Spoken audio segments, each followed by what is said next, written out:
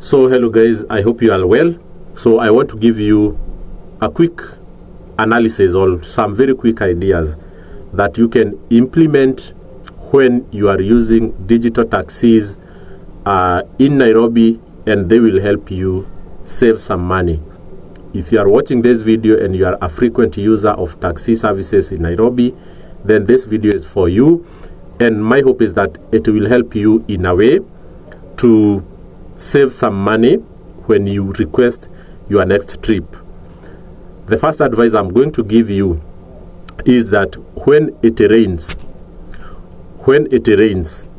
unexpectedly, and you are in an area that has high demand for taxis, meaning that it is not easy for you to get a taxi at that time when everybody is requesting, use Litro Cab. You get my point? I know the reason why I'm telling you to use Litro Cab. When you find yourself in circumstances where there is high demand for taxis and it is not easy to get one, and some of those instances it is when it rains, or when you go to church and the church service is over and everyone is going home, hence the demand for those services. When you arrive at a train station and everybody alights from the train and everybody is requesting for taxi, use Litro Cab. Why I tell you to use Litro Cab is not because I have endorsed their services or anything from them, but they do not change their prices depending on demand. Their prices are fixed. They don't use dynamic pricing. Theirs is just estimation of distance and estimation of time to that destination. So your price could only change if you overstay in traffic. But given that there is huge demand, Litro Cab will not change that. Bolt is very, very good at adjusting prices depending on demand. Uber a little bit, and Faras very, very good at adjusting prices. So at some point you will see, let's say, a price of 200 shillings, and then the next minute, from the same departure point to the same destination, you will see 400 shillings, close to 2 times.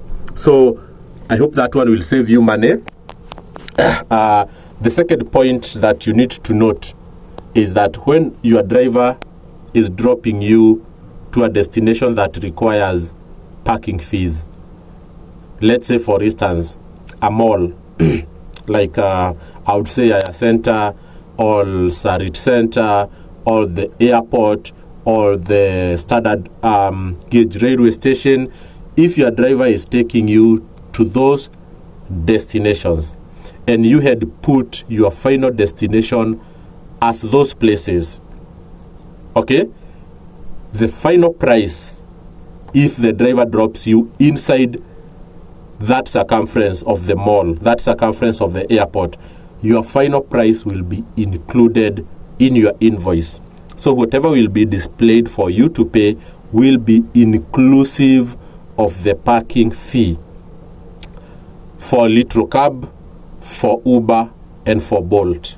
I don't have experience with Faras, so no driver should tell you to give an extra amount for the parking fee because it is already included in the invoice that you receive.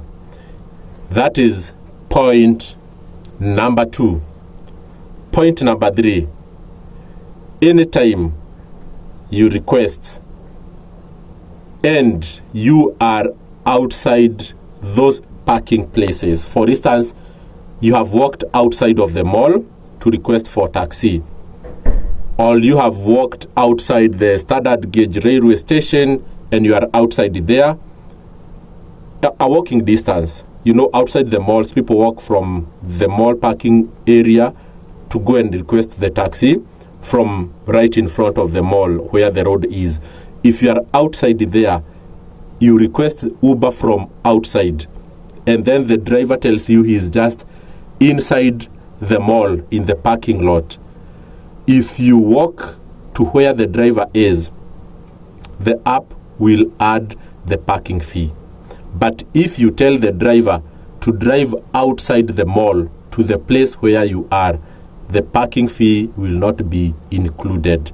So it does not make sense for you to walk to where the driver is, because the app will notice that you have walked into the encircled area that applies parking fees. So if you walk in there, you'll be charged an extra 70 or 50 shillings, sorry. I am so much used to a lot of money.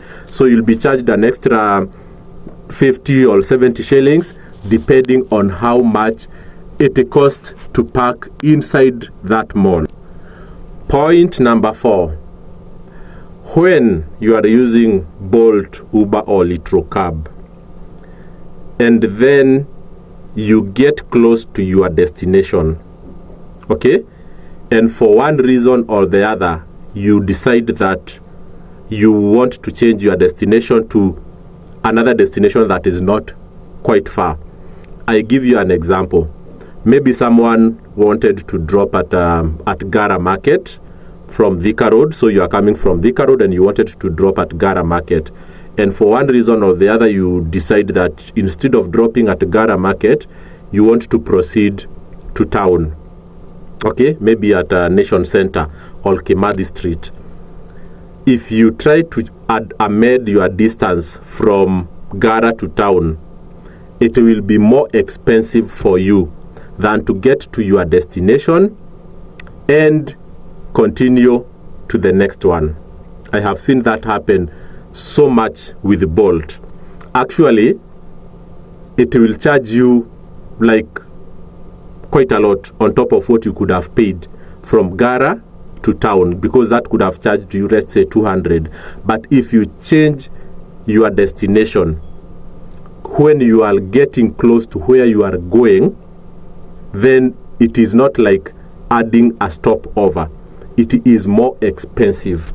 If you want to save money and you want to use 2 stopovers, or you have a stopover and then the final destination, do that at the point of ordering your trip or before you get to halfway your destination. You get my point? Because when you try to change the destination, the app will also consider the demand situation in that particular area at that particular time, and the surge fee could also increase.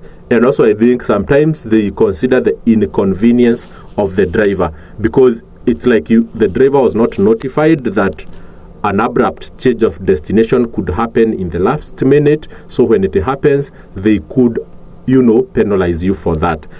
Maybe it is not transparent how that happens, but it has happened to some of the clients that I have carried. Actually, there is one that I was dropping at Thika Road Mall all the way from town, and for one reason or the other, she decided, let me go home directly at Roysambu near Lumumba Drive. So it was like less a kilometer from Thika Road Mall, and she was added on top like 400 shillings at that point, and it wasn't making so much sense even to me. So my advice is this: if you are getting close to your destination, you better get there and request for a new trip, instead of changing your destination during the last minute. And the last advice I want to give you, probably this is very, very, I want to reveal a secret from the drivers. When you request a trip that is less than 3 kilometers, a trip that you will be charged, I would say, 250 shillings.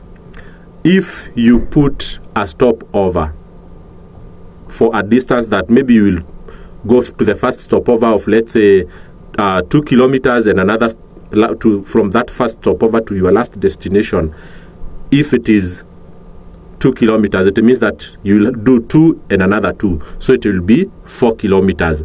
That kind of thing will help you save money, but drivers don't like that, because in any case it will waste their time. They will do a stopover, then to the final destination, and pay the same price. You get my point? Even if you had requested straight to your final destination, you pay close to the same amount, unless you overstay during your stopover. So what we do, if I see that your total trip price is less than 250, you request me to the final the first stopover.